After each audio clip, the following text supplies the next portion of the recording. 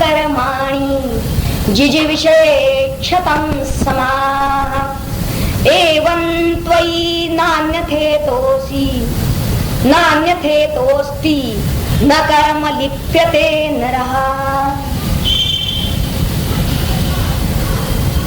हा जो मंत्र आहे, कुर्वन् एव इह कर्माणि. इह म्हणजे या जगामध्ये, या इहलोकामध्ये, कुर्वन् काय, कर्माणि कुर्वन्, कर्मच कर, कर्म करण्याचा तुझा अधिकार आहे. कर्मणी एव अधिकाराः ते. आणि जिजी विषय शतम म्हणजे शतम समा. साधारणतः मनुष्याचं आयुष्य 100 वर्षाचं गृहीत धरलेलं आहे. अगदी तुझी 100 पूर्ण जरी केली झाली, 100 वर्षापर्यंत जरी आजीवे, जिजी विषय म्हणजेच आजीवे, जितकं आयुष्य असेल तिथपर्यंत तू कर्म कर. आता ती कशी कर, कशा तऱ्हेनं कर की ज्यामुळे या नराहा, या मनुष्याला, कारण उपनिषदकारांचा बोध हा नराहा, मानवाहा याच्यासाठी आहे. कोणी विशिष्ट असा व्यक्ती किंवा व्यक्तिगत धरलेला नाही उपनिषदकारांनी. अखिल विश्वासाठी, अखिल मानवांसाठी उपदेश आहे. नराहा न कर्म लिप्यते, ते कर्म करायचं आयुष्यभर, पण त्याचा लेप त्याला लागता कामा नाही. न लिप्यते. आणि ही युक्ती कोणती आहे ती आपण आता पुढच्या वेळी या दुसऱ्या मंत्राच्या स्पष्टीकरणामध्ये आपण पाहणार. आणि ज्ञानाधिकार असेल तर हा जो पहिला मंत्र आहे तिथं त्याग सांगितलेला आहे, तिथं ईश चिंतन आहे त्या परमात्म्याचं, की जो ईशा, त्याचंच चिंतन त्या पहिल्या मंत्रामध्ये करायला सांगितलेलं आहे, आत्मचिंतन. आणि तिथे त्यागाचा उपदेश केलेला आहे. अजिबात कशाची इच्छा, लोभ धरू नको असं तिथे सांगितलंय. परंतु समजा जर का इच्छा असेलच तर मग यथाशास्त्र कर्म अंगीकारून, विधिवत कर्म करून, त्याला ती कर्म कशी आपल्याला चिकटणार नाहीत, म्हणजेच बंधनाला कारण होणार नाहीत, आपली सुटका त्यातून कशी होईल याकडे लक्ष द्यायचं आहे. आणि त्याचा निर्देश करणारा हा दुसरा मंत्र आहे. तेव्हा हा दुसऱ्या मंत्राचा उच्चार आज फक्त झालेला आहे. आपण त्याचा उच्चार प्रत्यक्ष सांगून जो करणं आहे तो पुढच्या वेळी आपण करू. फक्त शेवटी शांतीपाठ म्हणून आपण उठायचं.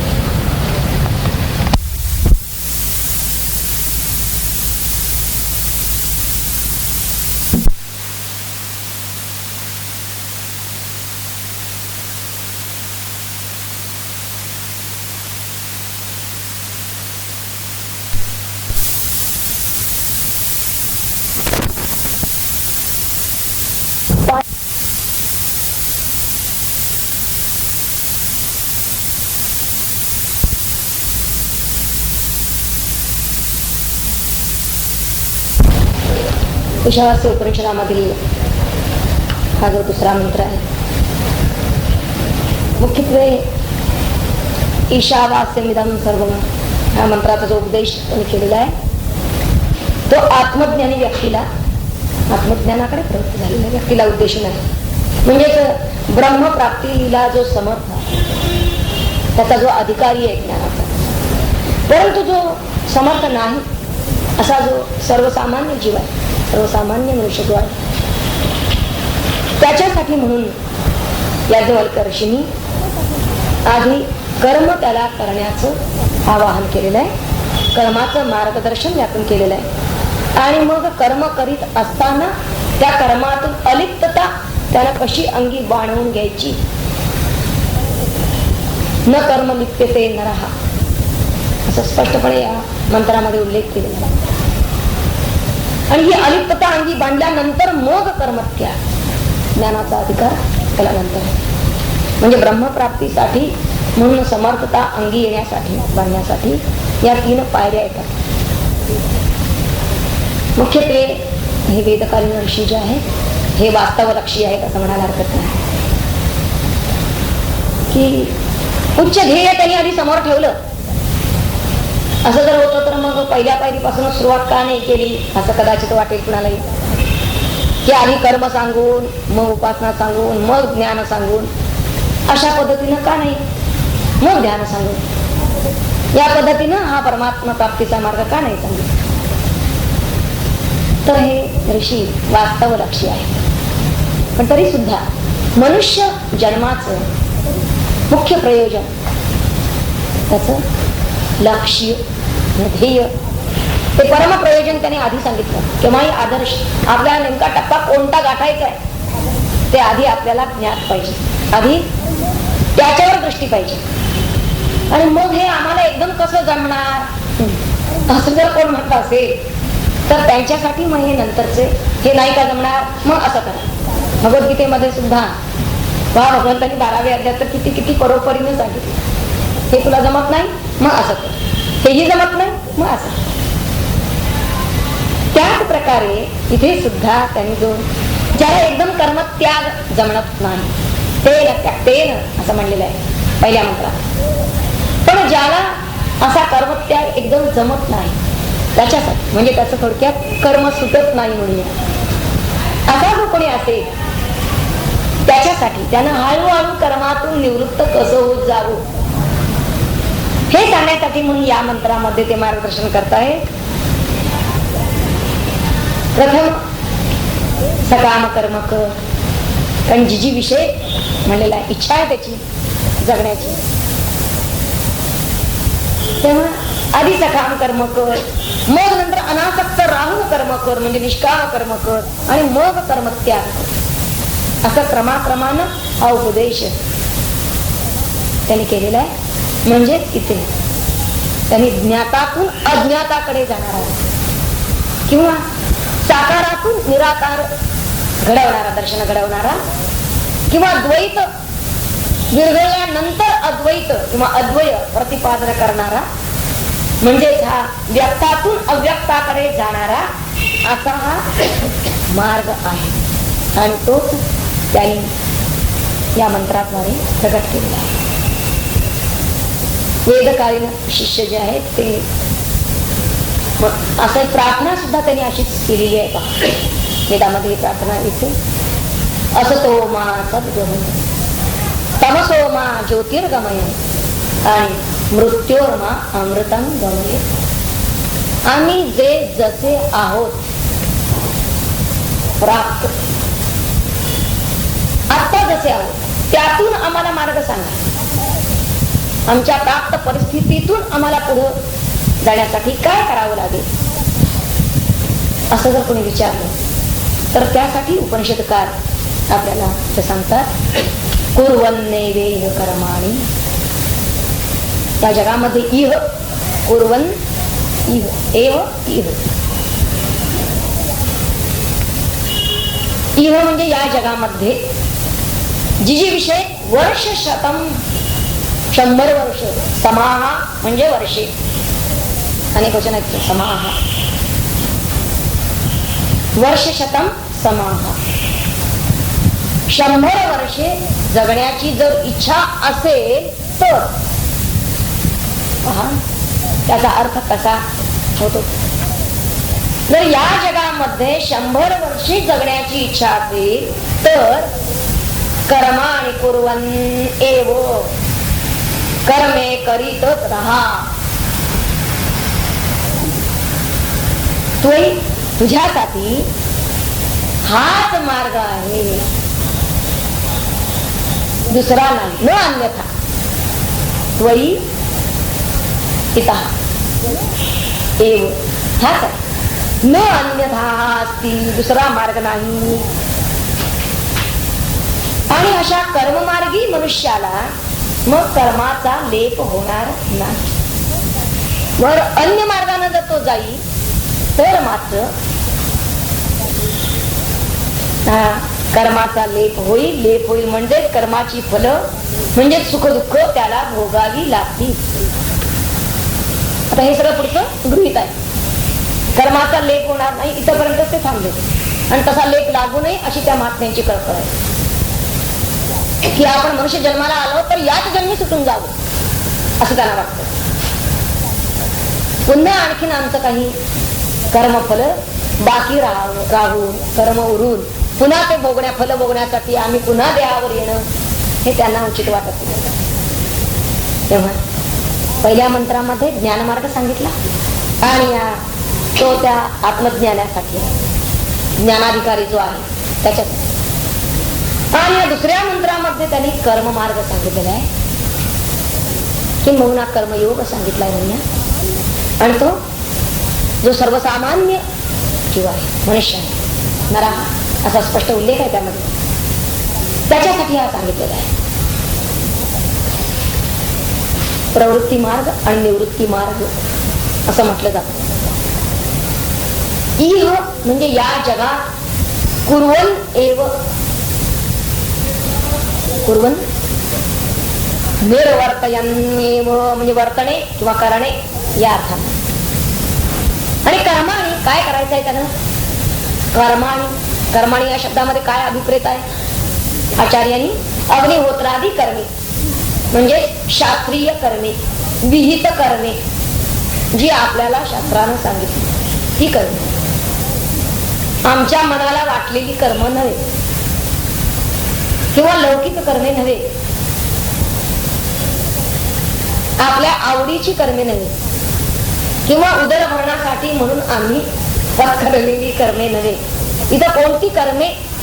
शास्त्र केव्हाही जेव्हा कर्म आणि कुर्वन् असं म्हणतं तेव्हा त्यांचा निर्देश शास्त्रीय कर्माकडे असतो, कारण ते शास्त्र सांगायला बसलेले. आपण आपली व्यावहारिक कर्म आपण उदरभरणासाठी, कारण ती सुद्धा त्यांनी शास्त्र संमत असावी असं म्हणलेलं आहे. आधी आपण वाच्याचा थोडा आधी पाहूया आणि स्पष्टीकरण नंतर घेणार आहोत. कर्म आणि नंतर ते म्हणतात जिजी विषय म्हणजे जीवितून इच्छे, जगण्याची इच्छा, जिजी विषा. आणि ती किती? शतांसमा 100 वर्षे ही एक मनुष्याची आयुर्मर्यादा सांगितलेली आहे. जर 100 वर्षे जगण्याची इच्छा असेल तर त्यानं कर्मे करीतच राहावं. कर्माणि कुर्वन् एव हे मुख्य वाक्य आहे. यातलं मुख्य वाक्य जर कोणतं असेल, प्रधान वाक्य आणि गौण वाक्य असं आपण शिकला तर प्रधान वाक्य आहे कर्माणि कुर्वन् एव. आणि या मुख्य वाक्याच्या आशयालाच मुख्यत्वे प्राधान्य आहे. का? कारण पुढे जिजी विषय शतांसमा असं म्हणलं जरी असलं तरी आपण 100 वर्षे जगण्याची इच्छा करावी, कर्मे करीतच हे पाठीमागे लावून असा याचा अर्थ होतच नाही. या पहिल्या ओळीचा मंत्राचा पहिला जो चरण येतो तर जगण्याची इच्छा करावी असं त्यांना सांगायचं नाहीये, तसा अर्थ नाहीये त्याच्यामध्ये. आणि तर जगण्याची जर इच्छा असेल, थोडक्यात त्याला इच्छा जर असेल तर त्यानं कर्मे करीतच राहा असा भावार्थ आहे. आणि या मंत्रानं इच्छा करण्याचा उपदेश आपल्याला केलेला नाही हे आपण कटाक्षानं लक्षात घ्यायला पाहिजे. तर कर्मे करण्याचा संदेश दिलेला आहे मुख्यत्वे. म्हणजे हा मंत्र आपल्याला इच्छावादी किंवा आकांक्षी, आशावादी किंवा भविष्यवादी असं काही बनवत नाहीये. तर तो आपल्याला कर्ममार्गी, प्रयत्नशील, कार्यप्रवृत्त किंबहुना वर्तमानात जगण्याचा आदेश तो आपल्याला देतो आहे असंच म्हणायला हरकत नाही. आता पुढे म्हणतात ते एवं त्वयि. आणि फक्त आपण वाच्यार्थ पाहतो आहोत, त्याचा अधिक आशय काय आहे ते सविस्तर पाहणार आहोत. एवं त्वयि, एवं म्हणजे अशा प्रकारचा, आणि त्वयि असा तू. अशा प्रकारचा म्हणजे कसा? जगण्याची इच्छा बाळगणारा, जिजी विशती. तू मनुष्यत्वाचा नरे असा पुरा शब्द वापरलेला आहे. मनुष्यत्वाचा अभिमान असणारा. त्यानं काय करावं? अग्निहोत्रादी कर्मे करीत राहा, कारण तुला दुसरा मार्ग नाही. एवं त्वयी अस्ति न अन्यथा. एवं अशा प्रकारचा तू नरा त्वयी अस्ति असा मनुष्यत्वाचा अभिमान असणारा आणि जगण्याची इच्छा असणारा असा त्वयी, अशा तुला न अन्यथा दुसरा मार्गच नाही. तेव्हा आणि असं जर तू करशील, शास्त्रविहित कर्म जर करशील, तर यामुळे तुला अशुभ कर्माचा लेप लागणार नाही आणि म्हणून दुःखही भोगावं लागणार नाही. तेव्हा शास्त्रानं सांगितलेली अग्निहोत्रादी कर्मे कर. आता या ओळीचा आणखीन एक अर्थ, आणखीन एका प्रकारे अर्थ निघतो की अशा प्रकारे जर तू केलं तरच तुला कर्माचा लेप लागणार नाही. आणि जर तू असं केलं नाहीस, ते नाहीच तर पुढचं सांगितलेलं नाहीये त्यांनी, ते गृहीत आहे. तर म्हणजे याहून विरुद्ध केलं, वेगळं केलं तर तुला कर्माचा लेप होणार नाही असं नाही. तर म्हणजेच तुला जी सुखदुःखादी फळं आहेत ती भोगावी लागतील, म्हणजे पुन्हा देहावर यावं लागेल. असं हे पुढचं सगळं अध्यारोप आहे. तिथे पुढचं ते का सांगत नाही? कारण त्यांची इच्छा नाहीये की तुम्ही पुन्हा देहावर यावं, ही सुखदुःखादी फळं भोगायला लागावी पुन्हा पुन्हा. आणि म्हणून ते पुढचं सांगत. ते म्हणतात आत्ता कसं सुटायचं ते सांग. तेव्हा आचार्यांनी मात्र इथे एक असा प्रश्न उपस्थित केलेला आहे की पहिल्या मंत्रामध्ये ज्ञाननिष्ठा सांगितली आणि दुसऱ्या मंत्रामध्ये त्या ज्ञाननिष्ठेला जो समर्थ नाही, इतकी योग्यता ज्याची नाही, अशा मनुष्याला कर्मनिष्ठा सांगितली आहे असं आचार्य म्हणतात. आता हे तुम्हाला कसं कळलं म्हणून जर आचार्यांच्यावर कुणी आक्षेप घेतला तर आचार्य त्याला उत्तर देतात की ज्ञान आणि कर्म यांच्यामध्ये पर्वताप्रमाणे अविचल विरोध आहे. हे पूर्वीच तुम्हाला सांगितलेलं नाही का? आणि हे दोनही मार्ग सृष्टीच्या आरंभापासून आलेले आहेत, सनातन आहे असं आचार्यांचं म्हणणं. कर्ममार्ग आणि ज्ञानमार्ग हे दोनही मार्ग. तेव्हा आता याला प्रमाण, आचार्य प्रमाणाशिवाय बोलत नाही, याला प्रमाण लगेच देतात. ते म्हणतात की भगवान व्यासाने सुद्धा आपल्या पुत्राला ही गोष्ट सांगितली नाही का? द्वानिमावत पंथानं यत्र वेदाः प्रतिष्ठिताः. आचार्य भाषामध्ये येतं प्रवृत्ती लक्षणो धर्मो निवृत्तश्च विभाविताः. महाभारताच्या शांती पर्वातील 241व्या मधला त्यांनी लगेच प्रमाण दिलेलं आहे. द्वानिमावत पंथानं यत्र वेदाः प्रतिष्ठिताः प्रवृत्ती लक्षणो धर्मो निवृत्तश्च विभाविताः. त्या भाषामध्ये आलेलं आहे बघा. सनातन अशा असे दोन मार्ग, वेदांचं अधिष्ठान असलेले हे प्रवृत्ती आणि निवृत्ती हे दोन मार्ग आहेत. तेव्हा मुळात प्रवृत्ती धर्म आणि निवृत्ती धर्म, धर्म हा असा विविध आहे असं म्हणलं आहे.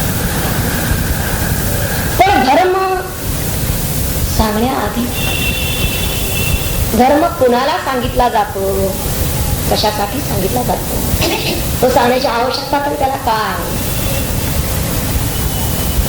हे आपल्याला आधी त्याचा विचार करायला पाहिजे.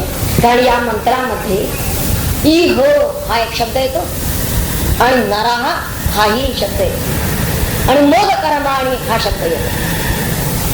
तेव्हा यांचा काहीतरी संबंध असला पाहिजे.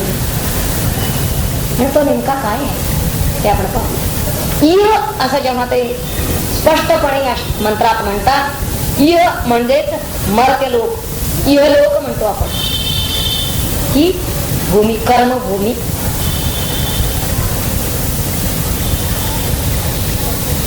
मर्त्यभूमी न म्हणता आम्ही तिला कर्मभूमी असं म्हणतो. का? कारण इथं आम्हाला जन्म मिळाल्यानंतर, मनुष्य जन्म मिळाल्यानंतर, मानव म्हणून आपण जन्माला, नराहा हा शब्द वापरलेला आहे, मानव म्हणून जन्माला आलो आणि तेही या कर्मभूमीत आलो. त्या दोन गोष्टी अत्यंत महत्वाच्या आहेत. भला जन्म हा तुला लाभला असं शाहीर होण्याची बाळांनी म्हटलेलं आहे. तुकाराम महाराज सांगतात की इहलोकीचा हा देह देव इच्छिता ती काय, देव सुद्धा इच्छा करतात. इहलोक म्हणजे अमर ही कर्मभूमी. कारण बाकीच्या सगळ्या योनी हा देव का, मनुष्य देहच का? कारण बाकीच्या सगळ्या योनी या भोग योनी आहेत. अगदी देव जरी म्हटले की देवभूमी सुद्धा भोगभूमीच आहे. तिथं पुण्य असेल तरच तिथं राहू शकतो मनुष्य. पुण्य सरलं पुन्हा त्याला पुनरावृत्ती आहे, जन्म घ्यावा. आणि इतर जी जीवसृष्टी आहे तिला सुद्धा क्रियमाणाचं म्हणजे कर्माचं स्वातंत्र्य नाही. आहार निद्रा भयमैथुनच तेवढंच त्यांना माहित आहे. क्रियमाणाचं कर्माचं स्वातंत्र्य फक्त मनुष्याला आणि तेही इहलोकातच आहे. इथं भगवान ज्ञानेश्वर महाराज म्हणतात, मूळ गीतेमध्ये सुद्धा हे आलेले आहे. क्षेत्र असं त्याला म्हणलं. देव हे क्षेत्र म्हणजे असं ज्ञानेश्वर महाराजांनी म्हणलं. कारण पाप पुण्य येतं पिके, क्षेत्र म्हणजे भूमी, जमीन. म्हणून आम्ही कौतिके क्षेत्र म्हणू. पण कर्माचं ते अधिष्ठान आहे.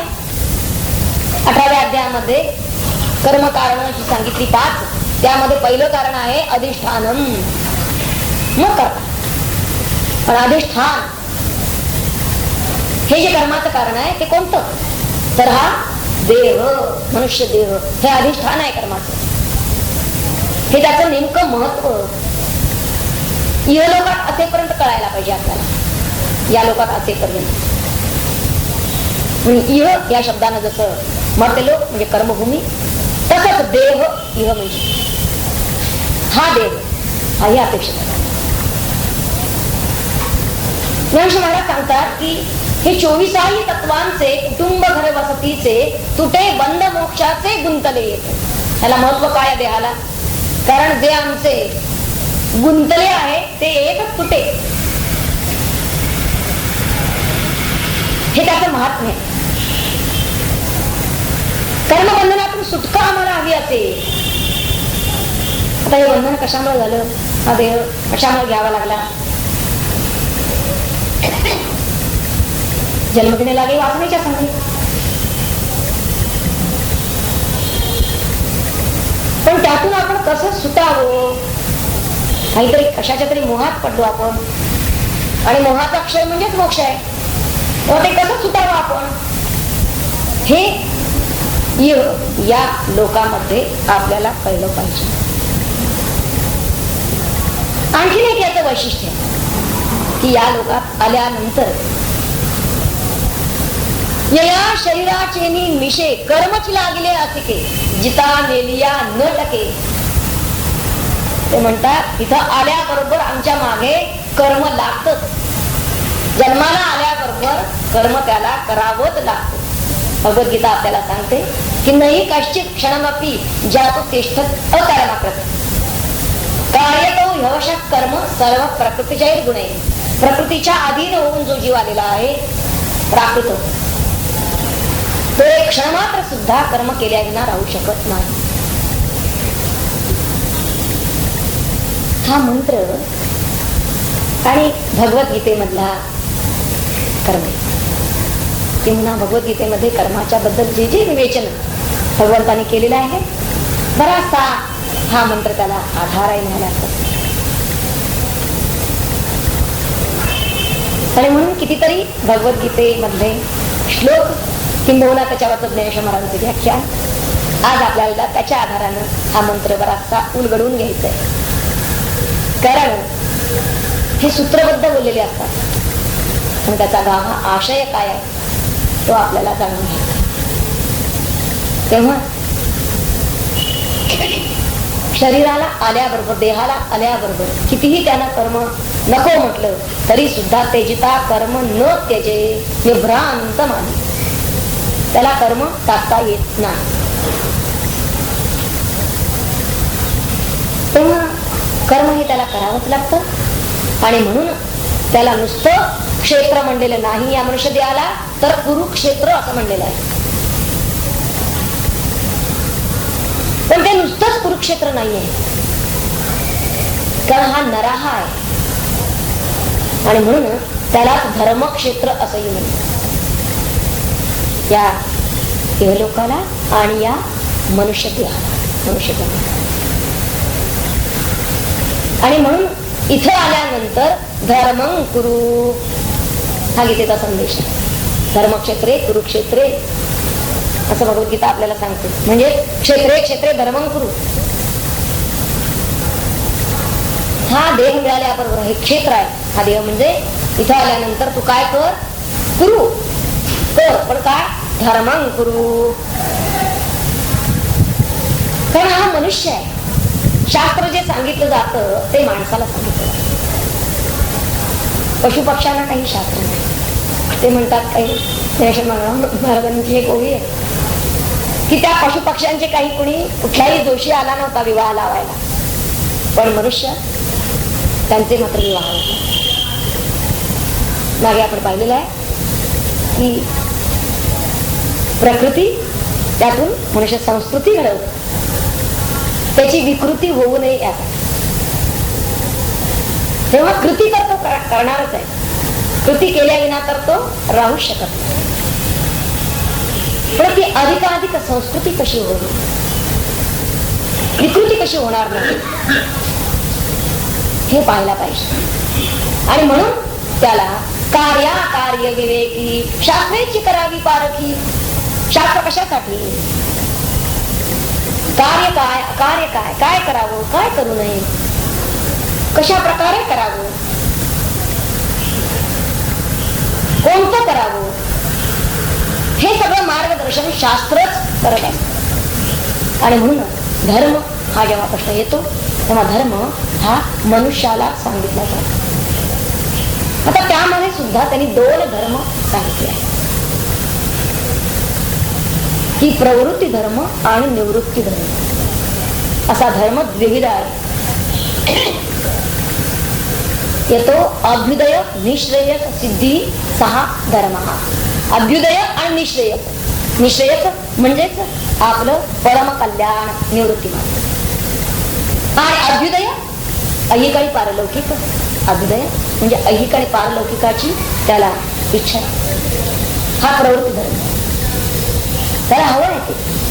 म्हणजे जिजी विषय हा शब्द जो येतो इच्छेच्या संदर्भात सांगितलेला आहे की त्याला हे जीवन मनुष्य जन्म मिळाल्यानंतर ते त्याला सुंदर संपन्न असं जगायचं. ऐहिक आणि पारलौकिक याचा अभ्युदय करून घ्यायचा, ऐश्वर्यानं जगायचं.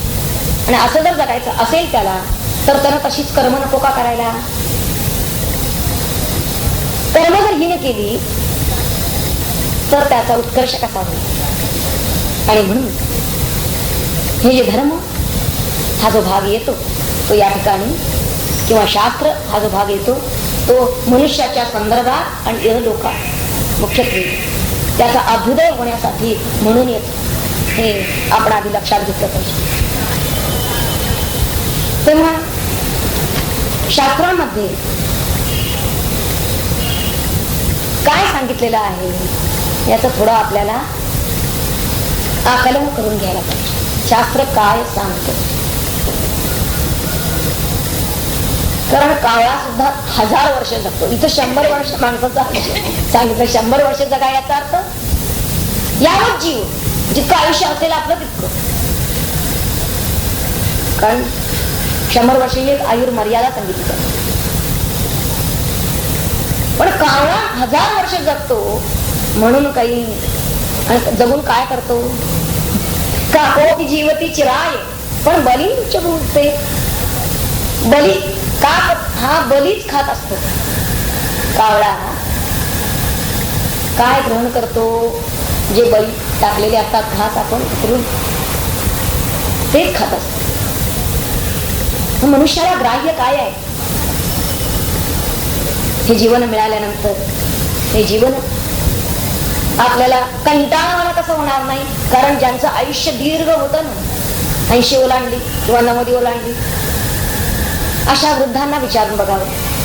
त्यांना ते आता कंटाळवाणं झालेलं, निर्वस झालेलं, केव्हा एकदा देव नेईल असं म्हणत असत. असं आपलं आयुष्य कंटाळवाणं निरस होऊ नये. जेवढं आपल्याला मिळालेलं आहे ते परमात्म्याच्या कृपेनं मिळालेलं आहे. तर ते अधिकाधिक आपण कोणती उत्तम अशी कर्म करावीत, सत्कर्म करावीत, ज्यामुळं या जीवनातला प्रत्येक क्षण आपला सार्थकी लागेल. जर जीवन केवळ भोगासाठीच जर असेल तर त्या जीवनाला काही अर्थच नाही असं म्हणावं लागेल. आणि म्हणून त्यांनी या श्लोकामध्ये भोगाचा उल्लेखही केलेला नाही. तर कर्माणि कुर्वन्, जीवन हे कशासाठी आहे? तर कर्म करण्यासाठी आहे, हे मुख्यत्वे त्यांनी सांगितलं आपल्याला. आता नरा हा शब्द इथं जो आलेला आहे अतिशय मार्मिक शब्द आहे. नरा, नर कुणाला म्हटलं जातं? आपण पाहिलं की अर्जुनाला नर म्हणत. नर शब्दाची व्याख्या तरी काय आहे ती पाहायला पाहिजे. न रमते सहा नराहा. कशात रमत नाही? मनुष्य साधारणतः रमतो कशात? भोग, वित्त, स्त्री यामध्ये रमणारा जो असतो, पण हा न रमणारा आहे. आणि म्हणून याला काहीतरी एक जीवन निष्ठा आहे. जो नर आहे हा मुळातच क्षुद्र गोष्टींमध्ये रममाण होतच नाही. कुठे रमत नाही? तो क्षुद्र गोष्टीत रमत नाही. क्षुद्र म्हणजे मिथ्या. ज्या मिथ्या गोष्टी आहेत त्यामध्ये तो रमत नाही, असत गोष्टीत रमत नाही. नरा त्याची एक व्याख्या आहे. ब्रह्मविद्या विरोधेषु कर्मं फलेषु न रमते. ब्रह्मविद्या विरोधेषु कर्मं फलेषु न रमते सहा नरः. पुन्हा एकदा पाहूया. ब्रह्मविद्या विरोधेषु कर्मं फलेषु न रमते सहा नरः.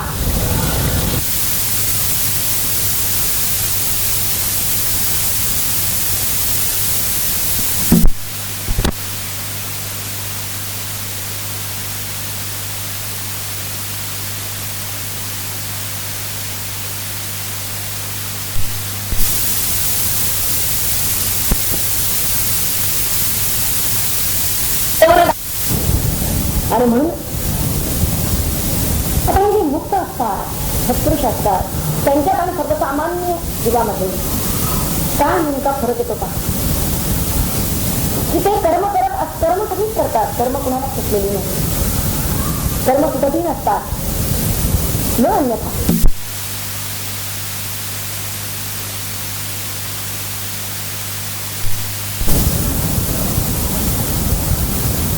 जोपर्यंत त्याचा शेवटचा श्वास आहे तोपर्यंत देह म्हणलं की देहाबरोबर करणे आली.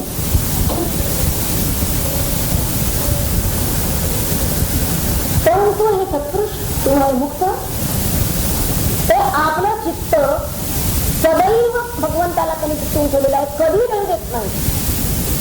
आणि सामान्य जीव मात्र ते चित्त कर्म करत असताना त्याच्या फलाला चित्त होते. आणि म्हणून त्याला ते बंधनाला कारण होतं. बंधनाला का कारण होतं? ते कर्म त्याला चिकटतं का? चिकटतं याचा अर्थ ही फलासक्ती आहे. कर्मामधले बंधनकारक घटक दोनच आहेत, कर्तृत्वाचा मद आणि कर्मफळाचा आस्वाद.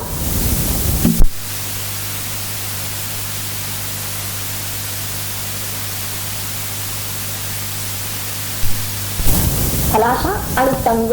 संग म्हणजे अभिमान. हे कर्म मी केलं आणि या कर्माचं फळ मला हवं, ही फलाशा.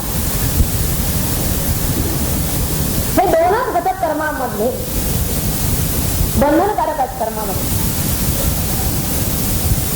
तेव्हा मुक्ताच्या बाबतीमध्ये हे दोनही असत नाही. हे कर्म मी करतो अशा भावनेने ते त्यांनी केले नसतं, कारण त्यांचा मी कधीच लोप पावलेला आहे. कधीच त्यांनी तो सहारूप करून टाकलेला आहे, लयाला गेलेला. अहमच उरलेला नसतो, देहाभिमान रहित असतात ते. म्हणून त्यांची अखिल कर्म ही अकर्म असतात. आपल्याला कर्म, विकर्म आणि अकर्म ही कर्माचे भेद पाहायला पाहिजे. कारण कर्माने हा एक जरी शब्द घातला असला ना,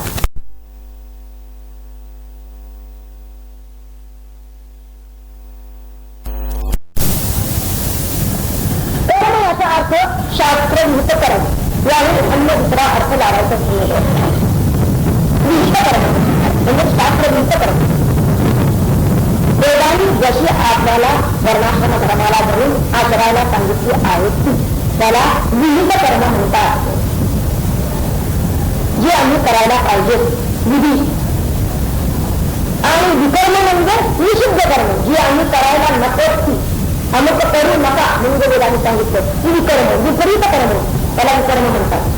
करू नका म्हणजे विपरीत करायचं याला विपरीत म्हणतात. विपरीत कर्म करून त्याचा आपण प्रमाण झालेला आहे, त्याचा पाप लागलेला आहे, दुःख त्याचं ठेवलं. आणि अकर्म याचा अर्थ कर्म करून सुद्धा लेप लागत नाही, कर्माचं बंधन होत नाही.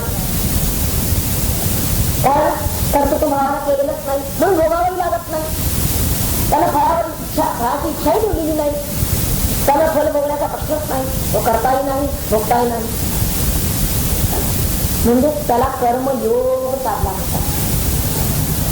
आणि म्हणून ते कर्म वांग असते, नैष्कर्म्य म्हणतात त्याला. कर्म करूनही कर्म शून्य झाला. कारण निरीक्षता, त्याची निरार्थता हे त्याला महत्वाचं कारण. आणि देहाभिमान रहितता, अभिमान रहित राहून जर कर्म केलेली असतील आणि निरीक्षपणे जर कर्म केलेली असतील तो निष्काम आहे आणि निरभिमान आहे. या दोन गोष्टी आवश्यक आहेत कर्म करणाऱ्याला. जर ती कर्म आपल्याला न लिप्यते तर तून घ्यायची नसते. आणि चिकटतात म्हणजे सुखदुःख रूपानं. कारण कोणतंही कर्म झालं तरी ते फळ देतं, क्रियेला प्रतिक्रिया असते, परिणाम होणारच. ना भूते क्षेत्रे कर्म कर्म कोटी शतही जाती. कितीही आणि कोट्यावधी कर्म जरी केली तरी फळ दिल्या विना, ते भोगायला लावल्या विना ते कर्म शून्य होतच नाही, संपतच नाही, त्याची बेरीज वजाबाकी होतच नाही. आणि ते कर्म कर्त्याकडेच जात, कर्त्याकडेच त्याचं फळ जात. म्हणून कर्तृत्व भाव न ठेवता जर कर्म केले जाते तर ते भोगावं लागत नाही. आणि फलेच्छा जर नसेल, निरीक्षपणे केलेलं असेल तर ते भोगावं लागत नाही. तेव्हा क्रिया म्हणजे कर्म, जेव्हा ते कोणतीही क्रिया ही फळाला जोडलेली असते तेव्हा त्याला आपण कर्म म्हणतो. परंतु भगवंताला जेव्हा क्रिया जोडली जाते तेव्हा मात्र तिला भक्ती म्हणतात. ती भक्ती होते. कारण ती देहाकडूनच त्याला ती कर्म केलेली आहे, पण ती भगवंतासाठी केली आहे, भगवंत करता म्हणून केलेली आहे, भगवंत भोगता म्हणून केलेली आहे. आणि अशी जेव्हा ब्रह्मणी आधार समर्पण भावनेनं केलेली कर्म, कर्माचे प्रकार तऱ्हेतऱ्हेने पडतात. कर्म विकर्म कर्म एक प्रकार पाहिला. आता शास्त्राला धरून जर करायचे झाले प्रकार तर विहित कर्म आणि निषिद्ध कर्म आपण पाहिली. विहित कर्मामध्ये सुद्धा नित्य आणि नैमित्तिक, काम्य आणि प्रायश्चित्त असे 4 भेद पडतात. विहित कर्मांचे सुद्धा नित्य, नैमित्तिक, नित्य कर्म पंचमहायज्ञात हे नित्य आहे. नैमित्तिक श्राद्धादी कर्म ग्रहणकाली केले जाणारे कर्म हे नैमित्तिक आहे. काम्य कर्म काहीतरी कामना ठेवून हे यज्ञ केले जातात. आणि प्रायश्चित्त कर्म काहीतरी नकळत आपल्या हातून चूक घडलेली आहे, प्रमाण घडलेला आहे, तो जर लक्षात आला तर त्यासाठी जे प्रायश्चित्त घेतलं जातं त्याला प्रायश्चित्त कर्म म्हणतात. ही विहित कर्म झाली. आणि निषिद्ध कर्म पाप कर्म. पण ते अनेक तर इच्छा मानलेलं आहे त्या जगामध्ये. असत्य भाषण हे पहिला आहे त्यातलं पाहता. चोरी म्हणजे परद्रव्यापहरण, हिंसा, सरदारागमन, अपेयपान आणि अभक्षभक्ष अशी ही निषिद्ध कर्म आहे. कर्माची विभागणी याही पद्धतीने केली जाते. आणि आपल्याला आता पाहायची की कर्माची विभागणी अशी पाहिजे आहे. कारण आम्हाला कर्मशून्य म्हणजे अकर्म करायचं आहे, निष्कर्मी अवस्थेत जायचं आहे. पण आम्ही आधीच डोक्यावर ओझं घेऊन आलो आहोत इथं येताना. आणि हे ओझं याच जन्मात आम्हाला उतरवायचं आहे. कोणतं ओझं घेऊन आलोय आम्ही? संचिताचं ओझं घेऊन आलोय. आमचं संचित किती आहे? संचित म्हणजे साठवलेलं पूर्व कर्म. अनंत जन्मापर्यंत आम्ही काही कर्म करत असताना ज्या काही इच्छा केल्या त्या वासना आमच्या, आणि त्या केल्यामुळे आम्हाला भोगावं पुढे लागणारी तर हे सगळं आमचं साठलं गेलेलं आहे. पण कोणतंही कर्म करत असताना त्याला 3 त्याचे घटक असतात कर्माचे. की कर्माच्या आधी संकल्प असतो. प्रत्यक्ष कर्म करत असताना वासना उठतात आणि कर्म करून झाल्यानंतर संस्कार उमटतो. हे कर्माच्या 3 घटकातून मनुष्याची सुटका नाही. आधी संकल्प उठतो की हे करावं असं इच्छा निर्माण.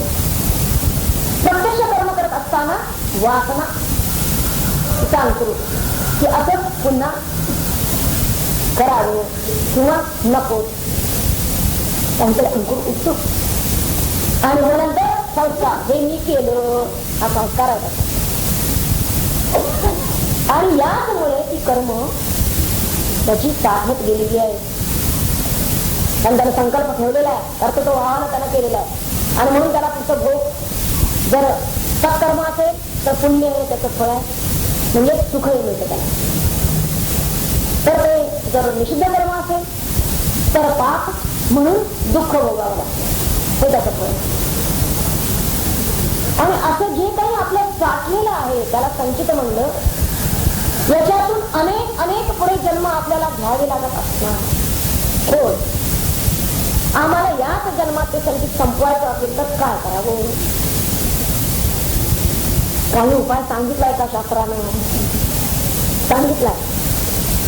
कितीही ओझं असो ते म्हणतात आम्ही क्षणार्धात ते ओझं उतरवू शकतो. कसं? पेटवून द्या. सोपा उपाय सांगितला त्यांनी. आम्ही गवताचा मोठा जरी भारा असला, एक हिंदी पडायचा अवकाश एका क्षणात जळून खात होईल. तसं तत्वज्ञानेन संचितम, ज्ञानानं आपलं संचित जळून जाते. ज्ञानाकडे हात संचित जाळण्यास समर्थ आहे. आणि प्रारब्ध म्हणजे मागच्याच जन्मातलं पूर्वकर्म आपलं, पण या जन्मात आपल्याला फळ देण्यासाठी आलेलं, सुखदुःख रूपाने भोग देण्यासाठी आलेलं, त्याला प्रारब्ध म्हणतात. ते प्रकर्षानं आरब्ध झालेलं आहे, आरंभ झालेलंच आहे. आता ते त्यातून सुटका नाही आहे आपली. जी काही सुखदुःख आता परमात्म्याने ललाट केलेले न मध्ये काही केले, आता ते आपल्याला भोगावंच लागणार हा जन्माचे प्रेम. मग त्या प्रारब्धाच्या बाबतीत काय? प्रारब्ध भोगे भोगा नशे, हे भोगूनच संपवायचं. कुरकुर करत बसायचं नाही. मागे राड केलेली आहे या जन्मीनेच करायचं. आणि मग प्रियमान जे स्वातंत्र्य आम्हाला परमात्म्यानं खास बहाल केलेलं आहे, आम्ही मनुष्य आहोत म्हणून. प्रियमान याचा अर्थ काय हे आपल्याला लक्षात आलं पाहिजे. नेमकं प्रारब्ध आणि प्रियमान आम्ही ओळखायचं कसं, हाही प्रश्न आहे. हे प्रारब्ध आहे की हे प्रियमान आहे, आम्हाला कसं कळणार? कोणतं आणि करायचं आणि कोणतं प्रारब्ध म्हणून करायचं. आणि प्रारब्ध म्हणून बघू नये काम इच्छू नये. तुकाराम महाराज सांगतात ना की आमच्या पुढे जे आलेलं आहे, जे भावे जे पुढ्यात आलेलं आहे, प्राप्त झालेलं आहे, अशी प्राप्त स्थिती जी आहे तिला प्रारब्ध म्हणतात. जे आमच्या पुढे कर्म येऊन उभं घातलेलं आहे ते प्रारब्ध, ते करायलाच पाहिजे. ते करून लोटून दिलं पाहिजे. जसं पुढ्यात आले तसं करून मोकळं व्हायचं. आणि क्रियमान, त्या क्रियमानाच्या मागे आपला संकल्प असतो, त्याला क्रियमान म्हणतात. ज्या कर्माच्या मागे आमचा संकल्प असतो त्याला क्रियमान म्हणतात. प्रारब्धामध्ये आमचा संकल्पना, विषय संकल्पना आलेला आहे प्रारब्ध. आता भूकंप व्हावा असं काही आम्ही इच्छा केली नव्हती, तरी भूकंप झाला, हे प्रारब्ध. परंतु जे कर्म करण्यासाठी आपण संकल्प करतो ते मात्र क्रियमान आहे. आणि तिथं आपलं स्वातंत्र्य आहे, काय करावं आणि काय करू नये. आणि हे आपल्याला स्वातंत्र्य जे मिळालेलं आहे हे फार मोलाचं आहे. ते कसंही उधळायचं नाहीये आपण. त्याचा उपयोग आपल्याला हे हा कर्मबंधनातून सुटका करून घेण्यासाठी करून घ्यायचं त्या क्रियमानात.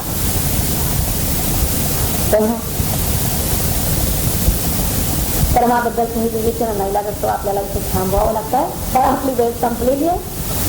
या मंत्राचा त्याच्या गाभाऱ्यात आपण फक्त पाऊल टाकला, परंतु काही पूर्णतः आपण दर्शन घेतलेलं नाही. पुढच्या वेळेला गुरुवारी आपण हा संपूर्ण मंत्र पाहणार आहोत. शांतीपाठ म्हणूया आणि त्यानंतर आज एकादशी निमित्त एक आपण भजन म्हणणार आहोत आणि भजन म्हणूनच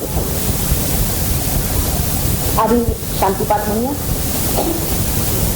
ओम पूर्णमदः पूर्णमिदं पूर्णात् पूर्णमुदच्यते पूर्णस्य पूर्णमादाय पूर्णमेवावशिष्यते. ओम शांति ओम शांति ओम शांति. वाचूया. कर्माणि कुर्वन्तीह या जगामध्ये आल्यानंतर आपण कर्माणि कुर्वन्ति, आणि कर्माणि कोणती तर शास्त्रविहित, ती करत असताना आपण म्हणजे जर त्यांनी सांगितलेलं आहे, जर आपल्याला जिजीविषयी जर जगण्याची इच्छा असेल आणि किती 100 वर्षापर्यंत, समाहा म्हणजे वर्ष, 100 वर्षापर्यंत जगण्याची जर इच्छा असेल तर आपण कर्म आणि कर्मच करावे. कुर्वन एव, इथं एव असा शब्द घातलेला आहे म्हणतात. कारण आधी त्याची इच्छा आहे आणि ज्याला इच्छा आहे तो कर्माचाच अधिकारी. आणि म्हणून कर्म करत 100 वर्ष जगण्याची इच्छा करावी असा या पहिल्या ओळीचा अर्थ, पहिल्या मंत्राच्या ओळीचा अर्थ अजिबात नाही. मागच्या वेळेला आपण हे विवेचन पाहिलेलं आहे की जर इच्छा असेल आणि जगण्याची इच्छा असेल, 100 वर्षापर्यंत इतकं दीर्घ आयुष्य आपल्याला जगायचं आहे असं जर आपल्याला वाटत असेल तर मग त्याला कर्म अपरिहार्य आहेत. न सोयी तुला काय न अन्यथा, याहून तुला दुसरा मार्गच नाही. कर्म तुला करायला पाहिजे, कारण इच्छा अजून राहिली आहे. तर इच्छा आहे तर कर्म करायला पाहिजे, कर्माचाच तो अधिकारी आहे. पण एक युक्ती आम्ही इथं सांगू. आता उपनिषदकार म्हणतात की ही कर्म, ते म्हणतात न कर्म लिप्यते नरे, हे कर्म आपण कधीही मनुष्याला चिकटत नाही तर मनुष्य त्याला चिकटतो. हे आपलं वैशिष्ट्य या मंत्रामध्ये त्यांनी जे मुद्दा शेवटचा चरण घातलेला आहे तो एवढ्यासाठी आहे की कर्म कधी चिकटत नसतं मनुष्याला, तर मनुष्य चिकटत असतो त्या कर्माला. आणि त्याला कसं सुटावं, न लिप्यते, आपल्याला कर्माचा लेप होऊ नये, कर्माचे परिणाम आपल्याला भोगावे लागू नये, कर्माचं फळ आपल्याला भोगण्यासाठी पुन्हा यायला लागू नये. यासाठी काय करायचं त्याने, कशा तऱ्हेनं ती कर्म करायची, कोणती कर्म करायची, ती जी कर्म वाहन होती. आणि हेच तर आपल्याला या मंत्राच्या निमित्ताने चिंतन करायचं आहे. ते नेमकं याज्ञवल्क्याने आपल्याला कोणता उपदेश केलेला आहे. कोणती कर्म करायला सांगितली आहेत आणि ती कशा पद्धतीनं करायला सांगितली आहेत की ज्यामुळे ती आपल्याला चिकटणार नाहीत, म्हणजेच आपण त्याला चिकटणार नाही, की तो अलिप्त राहू शकेल. कर्म करून सुद्धा अलिप्त राहणे हा भाग आपल्याला मुख्यत्वे या मंत्रामधून पाहायचा. तेव्हा आपण पाहिलं होतं की कर्म म्हणजे ज्या क्रियेला फळ जोडलेलं त्याला आपण कर्म म्हणलेलं. आणि कितीही कर्म केली तरी सुद्धा तिचा लेप लागत नाही किंवा त्यानं मनुष्य लिप्त होत नाही. असं काही उदाहरण आहे का? सर्व साधू संतांची उदाहरणं ही शंकराचार्यांनी ते किती कर्म केली. म्हणजे असे तू हिमाचल पवन पदभ्रमण करून त्यांनी 4 पीठांची स्थापना केलेली आहे. हे त्यांचं म्हणजे पायाभूत असं धर्म संस्थापनेचं कार्य तर झालेलंच आहे. पण त्याशिवाय जे भाष्य त्यांनी लिहिलेलं आहे प्रस्थानत्रयी असं त्याला म्हणलं जातं. ही सगळी कर्म करत असताना सुद्धा कोणत्याही कर्माने ते लिप्त झालेली नाही. का लिप्त झाली नाही? कशामुळे ही सुटका झाली त्यांची? कर्म करून सुद्धा आपण कर्माचे प्रकार तऱ्हेतऱ्हेने पाहिलेले आहेत. तेव्हा आज त्या कर्माच्या प्रकारांचं विवेचन नको आहे, पण तरी सुद्धा उल्लेख करायला हरकत नाही. कर्म करूनही ते अकर्म व्हावं.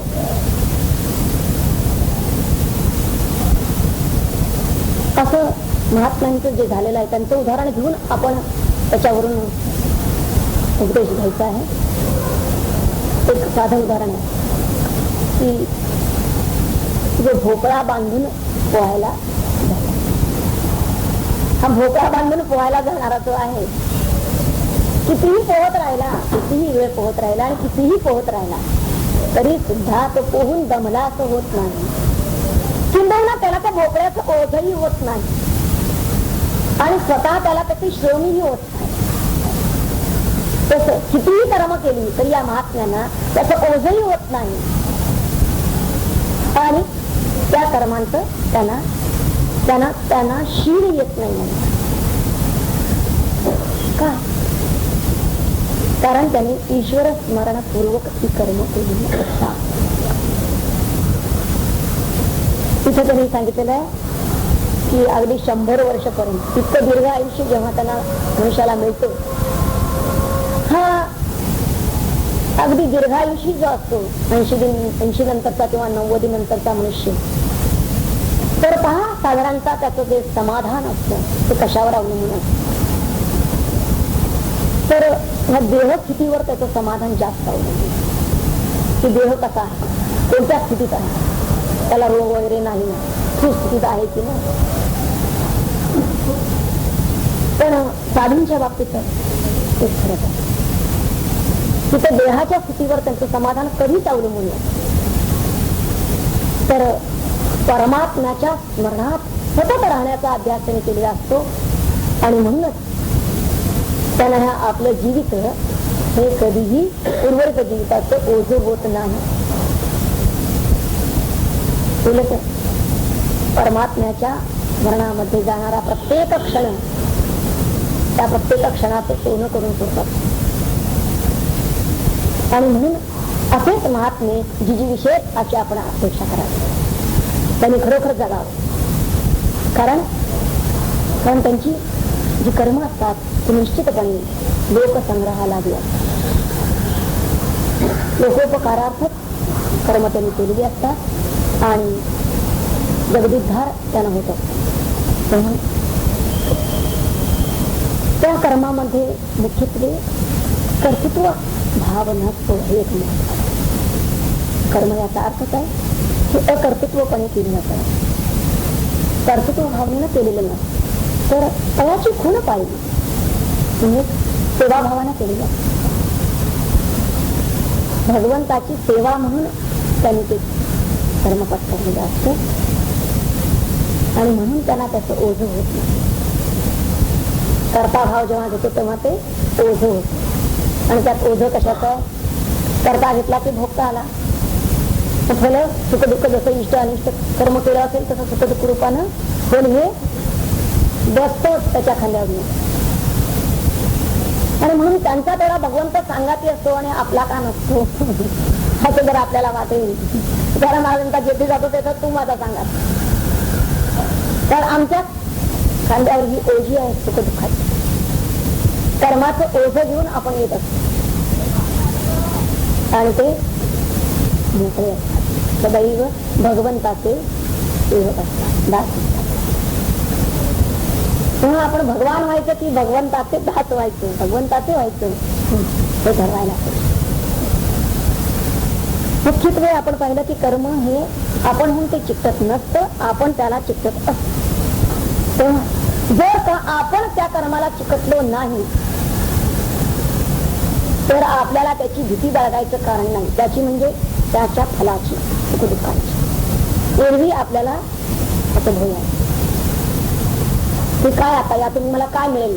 साधा एक अभ्यास करणारा विद्यार्थी ज्यावेळेला पेपर देतो, परीक्षा त्याचं कर्म, त्यावेळेला त्या रिझल्ट लागेपर्यंत त्याला धाक बुडाय काय होईल, त्यात मी पास होईल की नापास होईल, अशी जी भीती आहे त्याचं चित्त जे त्याचं चंचल होतं, क्षोभित होतं. हे का होतं? कारण मुळातच कर्माला तो चिकटतो, म्हणजे कर्माच्या फलाला चिकटतो ते महत्वाचं. तेव्हा आता त्यातून आपण सुटायचं कसं हे आपल्याला पाहायचं. आधी मुळात कर्माचं जे स्वरूप आहे त्याच्यापेक्षा सुद्धा, म्हणजे कोणतं आपण कर्म करतो यापेक्षा सुद्धा, अर्थात कर्म कोणतं करतो हेही महत्वाचं आहे, ते आपण घ्यायचं. पण मुख्यत्वे फलाच्या दृष्टीने जर विचार केला तर कर्माच्या मागचा जो हेतू असतो,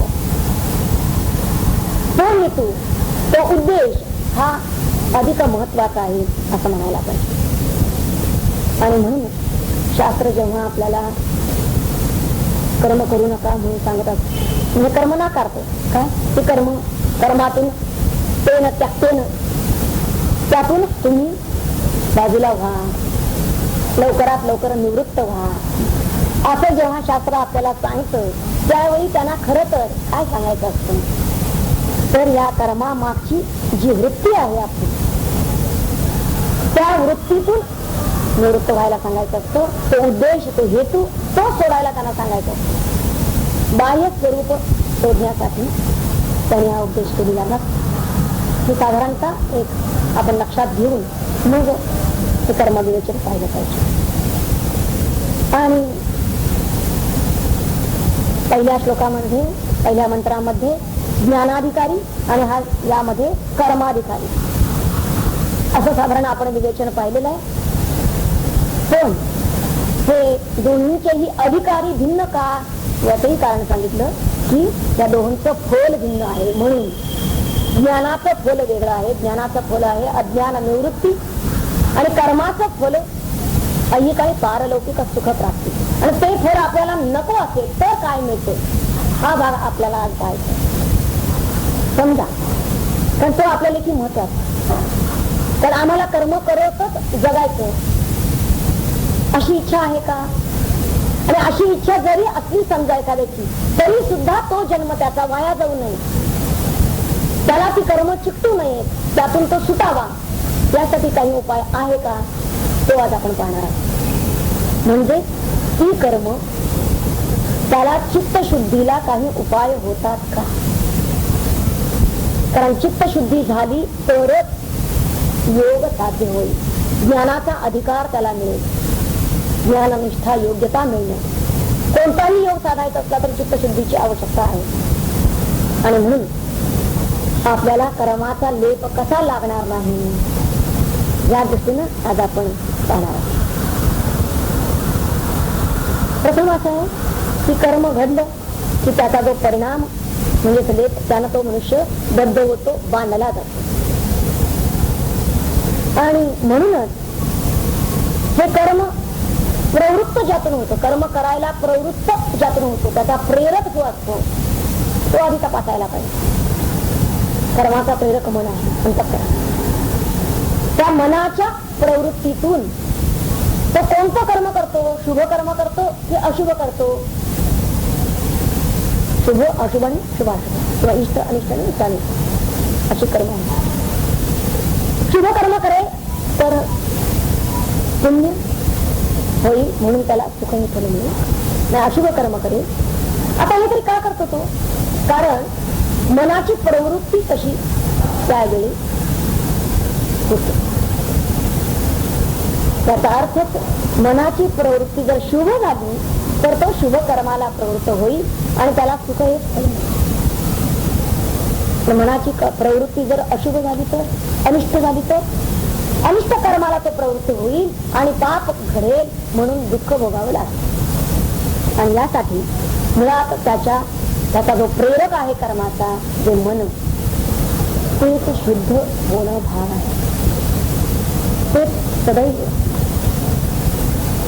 शुभ कसं राहील हे पाहिलं पाहिजे.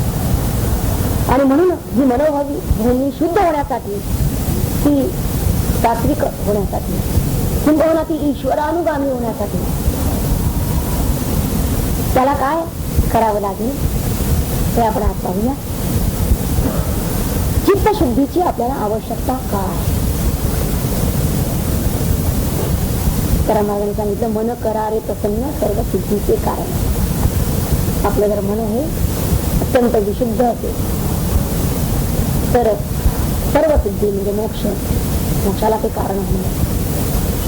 तेव्हा चित्तशुद्धीसाठी प्रथम आवश्यक आहे तो कोणतं कर्म करतो हा पहिला महत्वाचा भाग.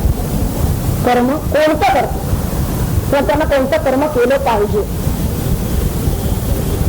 आणि या विवेचनासाठी आपल्याला गीता आणि ज्ञानेश्वरीचा आधार प्रमाण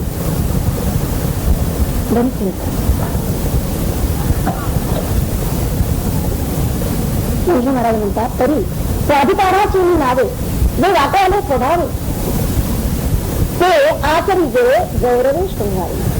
स्वाधिकाराची नावे गीत करायला सांगितलं त्यांनी. आपल्याला भगवद्गीता सांगते, यज्ञदान दान तप कर्म न त्याज्यम कार्यमेव तत्. तरी यज्ञदान तपादिके ये करणे आवश्यक आहे.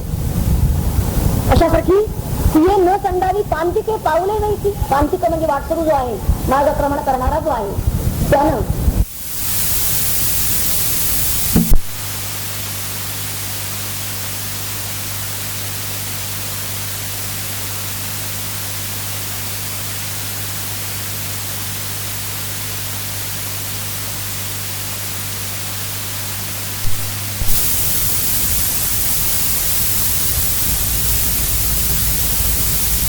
स्वधर्माकडे लक्ष दिलं पाहिजे. ज्ञानेश्वर महाराज म्हणतात, देखे जरा विचार करून बघ, स्वधर्म हा आचरता दोषू नाशे असता. जो असलेला दोष आहे तोही, कारण कर्म म्हणलं की दोष आलाच, तेव्हा तो दोष नाशे. आणि दोष कोणता हेही त्याला कळायला पाहिजे. जो मलदोष म्हणलेला आहे किंवा पापदोष. त्यासाठी वेदांनी जे करू नका म्हणून सांगितलेलं आहे ते त्यांना अजिबात करायचं नाही. हे पहिलं पथ्य त्यांना पाळायला पाहिजे, कारण नाहीतर मग त्याला दोष लागतो. तसंच जे वेदांनी करा म्हणून सांगितलेलं आहे ते करायचं. ते जर त्यानं टाळलं तरीही दोष लागतो. असे हे दोष. ते म्हणतात की हे दोष सुद्धा जर स्वधर्म आचरण करेल तर असता दोषू नाशे. तेव्हा वेद विहित कर्म करणं, स्वधर्मूची पाळावा, परधर्म तो गाळावा, थोडक्यात सांगितलं. आणि हीच एक उजू वाट आहे, उज्ज्वल वाट आहे, राजमार्ग आहे असं ते म्हणतात. आपल्या वर्णाश्रम धर्मानुसार आपल्याला जे विहित आहे तीच नित्य नैमित्तिक कर्म आपण करावीत. ते म्हणतात आडराणी कशासाठी धावावं. आडरान म्हणजेच निषिद्ध कर्म, तिकडे का धावावं, किंवा परधर्म, त्यालाही आडरान आहे. परंतु काहींना असं वाटतं की अहो आम्हाला आवडतं म्हणून आम्ही करतो, आवडतं म्हणून करतो. आणि आवडतं म्हणून आवडणारं आमच्या आवडीचं कर्म करण्यात एक एक वेळेला आमचा अख्खा जन्म जातो. समजा एखाद्याला संगीताची आवड आहे, आता ह्या संगीताबद्दलच कर्म करण्यामध्ये संपूर्ण जीवन व्यतीत झालं. संगीतामधलं ज्ञान त्यानं मिळवलं आणि त्याचं फल काय मिळालं त्याला? अर्थात ज्या ज्ञानाला त्यांनी अज्ञानातच टाकलेलं आहे महात्म्यांनी. का? कारण हे ज्ञान तसं क्षणिक आहे किंवा नाशवंत आहे आणि याचं फल सुद्धा नाशवंत आहे, फल सुद्धा क्षणिक आहे. त्यातून मिळणारं जे समाधान त्याला आहे, संगीतातून समजा त्याला समाधान मिळालं, पण ते सुद्धा कायमचं समाधान नाही, ती तृप्ती सुद्धा कायमची नाही. आणि म्हणून असं जे आवडीचं कर्म म्हणून म्हटलं जातं, तर त्या आवडीच्या कर्माला सुद्धा कष्ट नाहीत का?